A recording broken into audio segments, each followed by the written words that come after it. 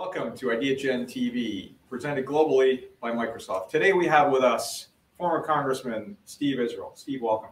Great to be here. And former RNC Chairman and White House Chief of Staff, and now President of Michael J. Best, Reince Priebus. Thank you. Welcome. Happy to be here.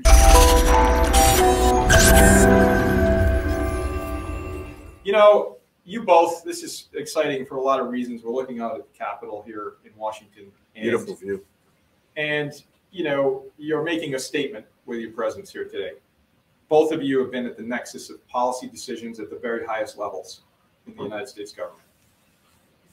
How would you describe, I'll start with Reince, how would you describe the current climate in Washington? Mostly it's very divisive. I mean, it's obvious. I think we're probably living in the most divisive, vitriolic political times in modern history. There's a lot of reasons for that. But at the same time, you do see Republicans and Democrats coming together on COVID. They at least a little bit came together on infrastructure. That's another debate, but they did, at least in part. During the Trump administration, they came together on COVID again. They came together on USMCA, which is the redo of NAFTA. Nancy Pelosi, Schumer, Trump together. But people forget about that. They came together on sentencing reform, if you remember that.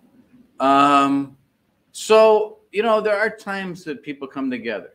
That all being said, let me just say that part of the problem is, in my opinion, is that media today and the consumption of media is built on division. There is no profit on unity. There is only money on division. So when you write books and you go on TV and you do things politically, you will be a star, usually. But if you're dividing and networks doing the same thing, and division is something that I think is making money in America. I don't think it's new, but I think the consumption of media is at a level they've never seen before.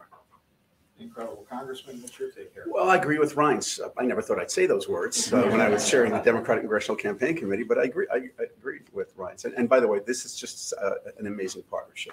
It's one of the most amazing things I've done since leaving Congress. And against the divisiveness and the screaming and the yelling, I just think it's so refreshing that Reince and I can work together and focus not on what divides people, but where can we get consensus? That's what that building that we're looking at right now was all about. It was designed to meet in the middle, to get consensus. And so I really value this partnership. So I agree with Reince. I would say there are two fundamental problems right now. One is, I think January 6th changed everything. I talked to my colleagues on both sides of the aisle, and there's still this kind of residual trauma from that day.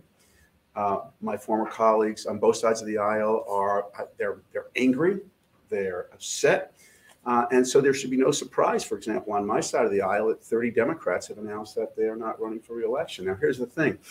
Not all 30 decided to leave Congress because they feared losing. Half of them left because they calculated that they were going to win. They just they don't want to stay there. And there are many Republicans who were in safe districts who also said, I can do better. I can have more impact outside than inside. So January 6th, I think, really created just a dour mood in Congress. And then the second problem is the effect of gerrymandering, where there is no longer any incentive to compromise, to meet in the middle. Most of my colleagues, former colleagues, do not wake up in the morning fearing that they're going to lose to somebody from the other party. They fear they're going to lose in a primary in their own party, which forces them to the fringes and makes it very difficult to get things done on a bipartisan basis, with the noted exceptions that Reince raised. And then you add to the fact that MSNBC, CNN, Fox, they don't make money talking about how Democrats and Republicans agreed yesterday. It just doesn't play to the viewers who are watching this more tribalized cable news programming. So I guess a follow-up to that is, what do you see as the antidote to that? Is there one, Congressman? Well, long term, the antidote is trying to find a way, and I don't want to sound overly idealistic or naive, trying to find a way that addresses the fundamental problem, which is that districts are now drawn far left, far right to protect. If you can find a way, and states are doing this on their own, the federal government, Congress is not doing anything on it. But state and local governments or state governments are beginning to pass fair district standards, redistricting reforms, independent commissions, so that districts are drawn not to protect the base of one party, but to meet the constitutional obligation to draw districts so every member of Congress represents roughly the same number of people. If you can do that, you can get more centrist districts. I'll just give you this quick data point and then yield to the gentleman. When I was elected to Congress in 2000, there were about 150 centrist districts. I represented one of them. 150 swing districts where compromise was valued, not a liability. When I chaired the DCCC in 2011, the number had shrunk to 75. In the 2018 election, an election that my friend is quite aware of, the number of competitive districts, I'm sorry, the 2020 election, presidential election, the number of truly competitive districts had been reduced to about 16. That would be, and those are like pure competitive. I'm talking about districts where President Trump won, but a Democratic incumbent won, or Joe Biden won and a Republican incumbent won. So think about that. 150 to 16? No wonder you're going to get these partisan breaches. That's right. Well, and to put it another way, if you think about 435 House districts, only 10% are in play, which means if you're in Congress, you've got a better chance of getting reelected than waking up tomorrow. And so there is zero incentive. In other words, and he'll make another point. Maybe there shouldn't be an incentive. Why would there be an incentive? So, for example, if Steve and I were best friends, we're very good friends. But let's put us down in Southern California. We're in San Diego, same media market, same newspaper. We're neighbors. We're both in Congress. We've got a beer together every night. His district goes that way, and it's 80% Hispanic and 80% Democrat. Mine goes that way. It's 80% Republican, 80% white. He's talking about, well, what about the kids that are here through no fault of their own? Shouldn't we have a solution here? And, maybe we ought to let people, have more education that are here. They shouldn't be, but we understand it. And I'm talking about a double wide electric fence on the border. And our constituents love us. And he's not going to the chamber meeting. I'm not going to the Hispanic Church Festival. And so now people out there are saying, well, can't you work together? Well, why would I? I mean, my district loves me. They're 80% for what I'm saying. And he's 80. So should I vote against my people? Should he vote against his people? But we do have senators, governors, people who are representing states like Wisconsin, where you have Milwaukee, you've got the countryside, you got the cities, you got the urban, the rural. They have to make it work. You represent Ohio in the Senate. You got to make it work. So there are pockets of leadership. But again, here's the question. Is it leadership to compromise, or are you turning your back on your own people? So it always happens. So when we go to these big corporate events, it always happens. Someone raise their hands like, can't we just get things done?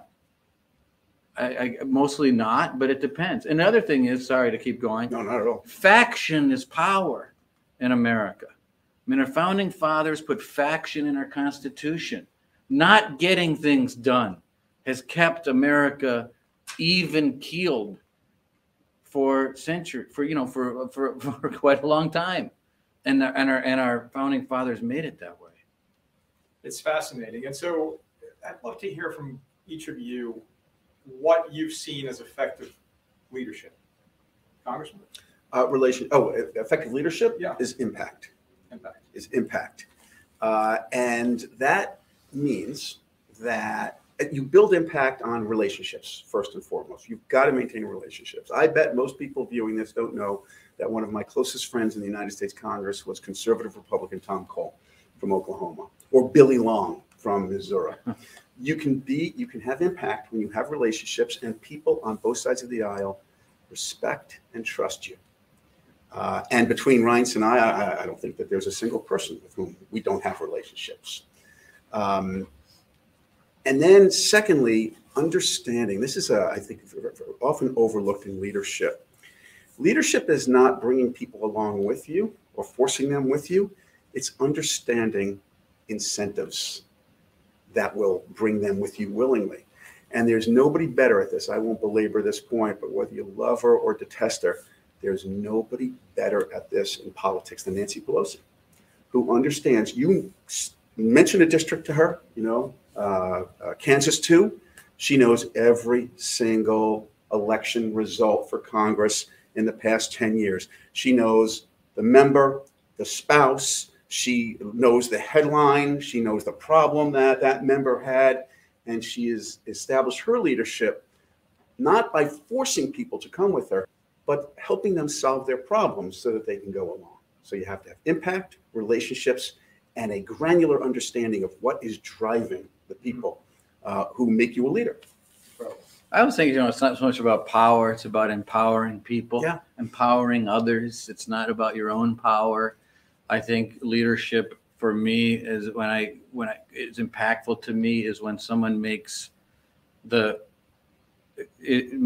proper moral decision in the face of the temptation to do something different. When you know what's right or wrong, but you choose the path less traveled, and that you empower other people, and that you encourage young people. I'm going off the question a little bit, but it was not your question, but it is in the same area, but I think it's helpful for the people watching. I'm a product of a person who simply just worked really hard as a young person.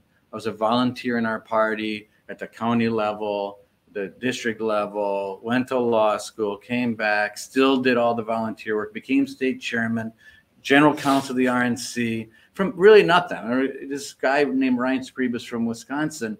And I encourage people because they said, well, how did that happen? There was a governor in Wisconsin by the name of Tommy Thompson. And you may remember the name. He was an innovator.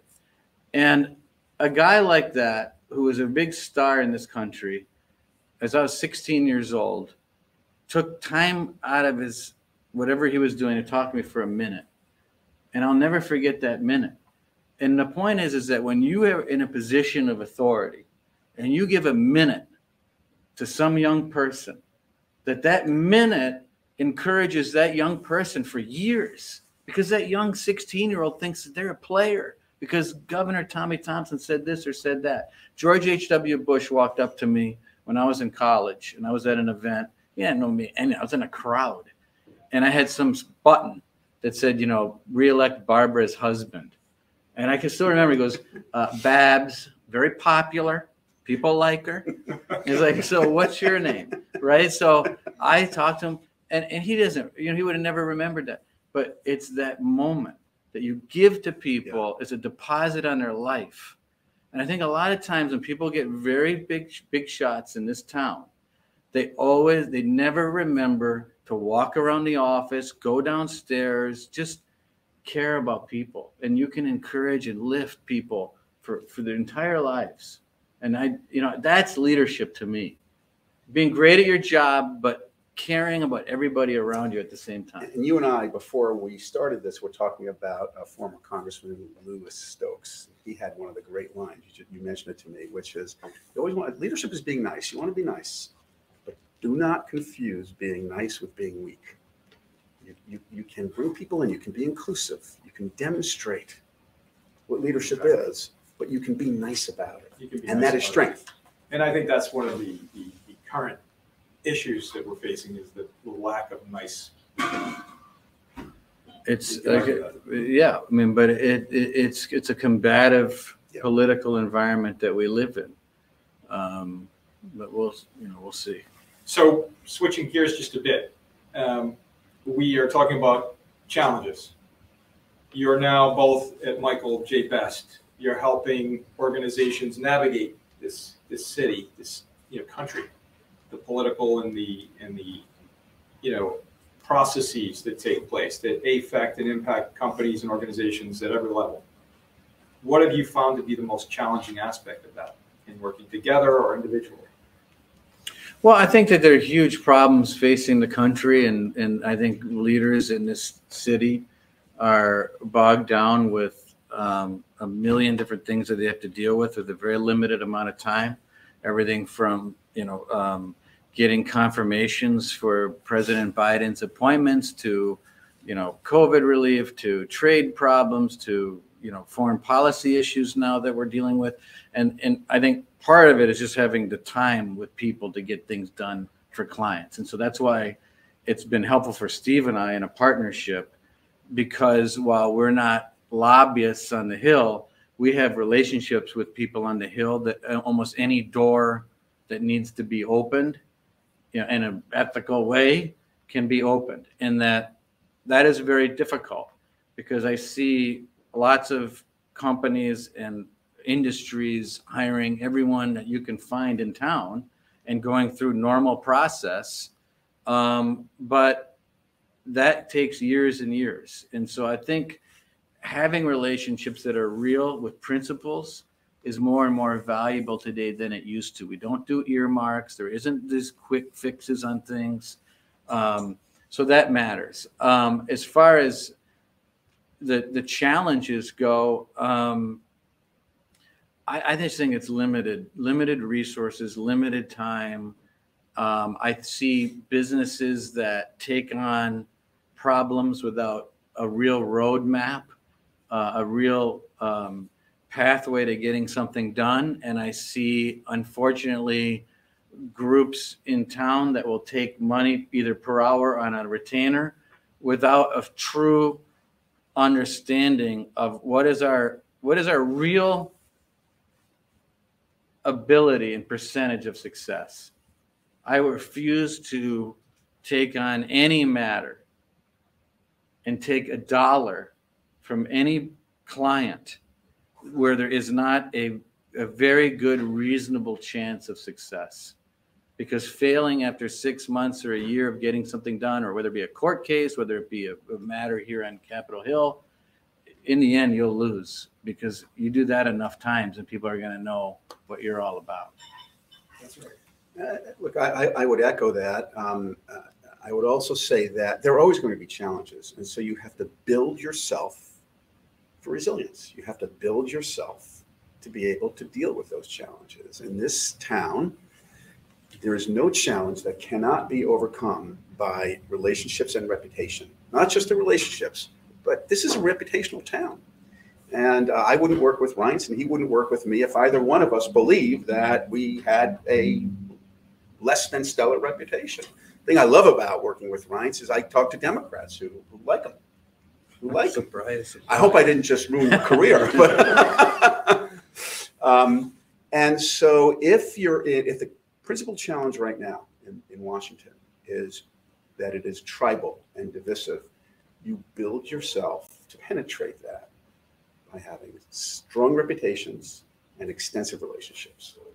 And it's all about relationships. We heard it earlier from an ambassador, former U.S. ambassador, and I think that it's no different. It's diplomacy, it's communication, it's respect, even if I disagree with you. And I think that's what's really changed, is the fact that I don't only disagree with you, but now I don't like you. Yeah, exactly. So there's a little bit of a change there, but we can get past it with organizations and companies and representatives like yourselves that are working together to cut through the clutter. And with that transference of trust that you both bring to the table for both parties.